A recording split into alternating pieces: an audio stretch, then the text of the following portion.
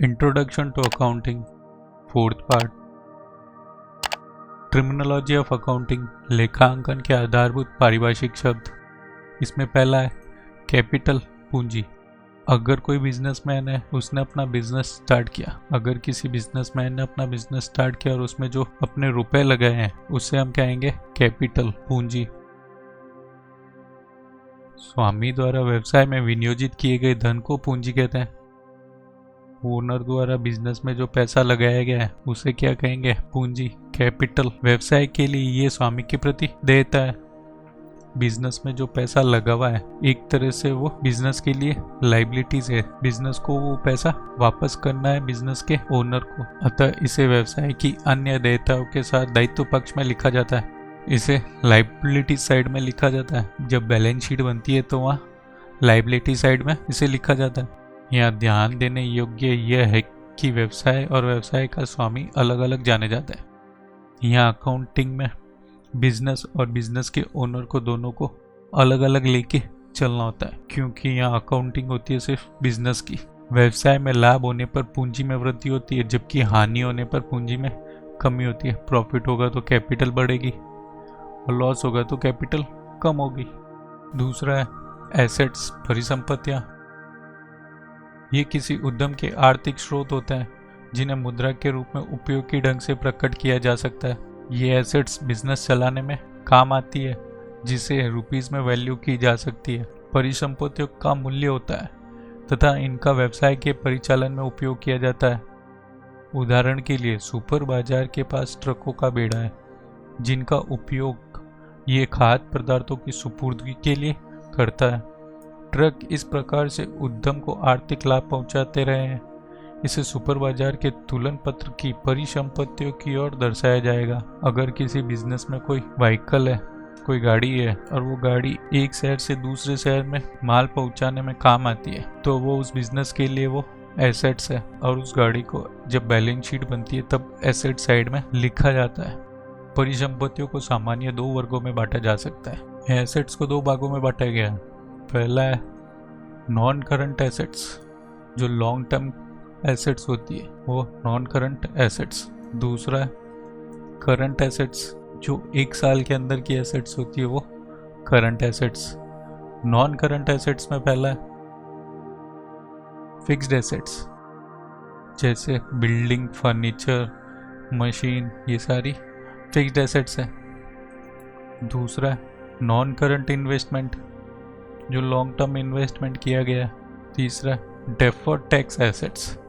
ये deferred tax asset side में भी आता है और लाइबिलिटी साइड में भी आ सकता है। टैक्स के रूल्स अलग होते हैं और बिजनेस में अकाउंटिंग करने के रूल्स अलग अलग होते हैं। अगर किसी बिजनेस में टैक्स ज़्यादा निकला और टैक्स के रूल्स के हिसाब से उस बिजनेस का टैक्स कम निकल रहा है, अगर किसी बिजनेस में टैक्स ज़्यादा दिया गया है और टैक्स के रूल्स के हिसाब से उस बिजनेस का टैक्स कम आता है, कम देना होता है, तो वो डेफर्ड टैक्स एसेट साइड में आएगा। और वैसे ही उल्टा, अगर किसी बिजनेस में टैक्स कम दिया गया है और टैक्स के रूल्स के हिसाब से उस बिजनेस का टैक्स ज़्यादा निकलता है, तो वो डेफर्ड टैक्स लाइबिलिटी साइड में जाएगा। तो ये डेफर्ड टैक्स एसेट्स में भी आता है, डेफर्ड टैक्स लाइबिलिटी साइड में भी आता है। फिर है long term loan and advance. अगर कोई लोन है लॉन्ग टर्म के लिए, वो अदर नॉन करंट एसेट्स, और कोई भी नॉन करंट एसेट्स है वो। फिर है फिक्स्ड एसेट्स में आने वाली।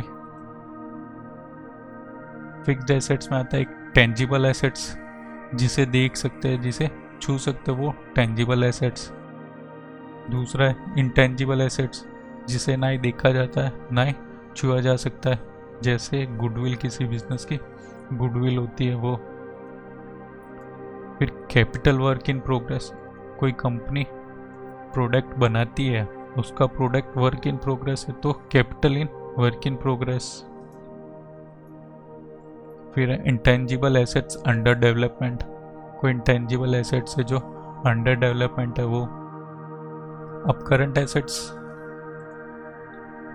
एसेट्स में पहला करंट इन्वेस्टमेंट, दूसरा है इन्वेंट्रीज, तीसरा ट्रेड रिसीवेबल, इसको BR भी कह सकते हैं, bill receivable.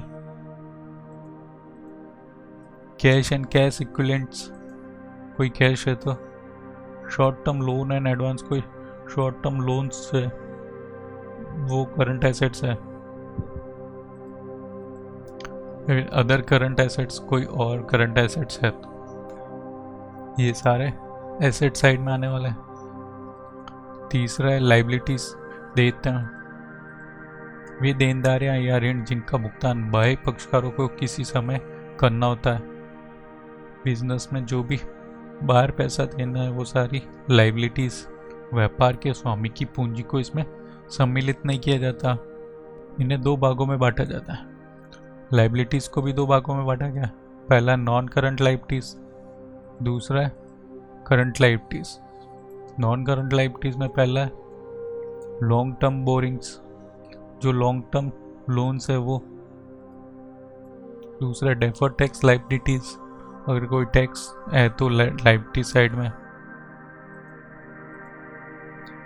Other long term liabilities, और कोई अदर लॉन्ग टर्म लाइबिलिटीज है वो। लॉन्ग टर्म प्रोविजन, समायोजन प्रोविजन को कहेंगे, समायोजन लॉन्ग टर्म प्रोविजन, इसका एक अलग से टॉपिक है। फिर करंट लाइबिलिटीज में शॉर्ट टर्म बोरिंग्स, अगर कोई शॉर्ट टर्म लोन है वो। ट्रेड पेबल, वहाँ ट्रेड रिसीवेबल था एसेट्स में, तो यहाँ ट्रेड पेबल, यहाँ इसको बिल्स पेबल भी कहेंगे। अदर करंट लाइबिलिटीज, अगर कोई और करंट लाइबिलिटीज है वो। शॉर्ट टर्म प्रोविजन, कोई शॉर्ट टर्म प्रोविजन है वो, यहाँ लॉन्ग टर्म प्रोविजन है तो यहाँ short term provision. Liability side में नॉन करंट लाइबिलिटीज और करंट लाइबिलिटीज। करंट लाइबिलिटीज में long term borrowings, deferred tax liabilities, other long term liabilities, long term provision. और करंट लाइबिलिटीज में short term borrowings, trade payables, other current liabilities, short term provision. ये सारे liability side में आने वाले हैं। आज के लिए इतना ही।